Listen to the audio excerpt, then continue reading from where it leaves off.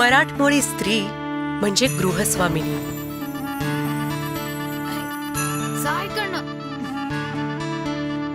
जबाबदार गृहिणी. आज गाडी वेळेवर. संस्कारी.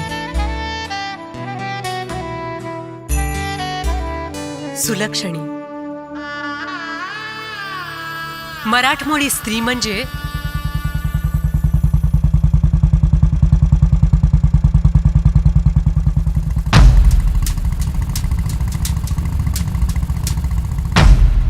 रुबाबदार.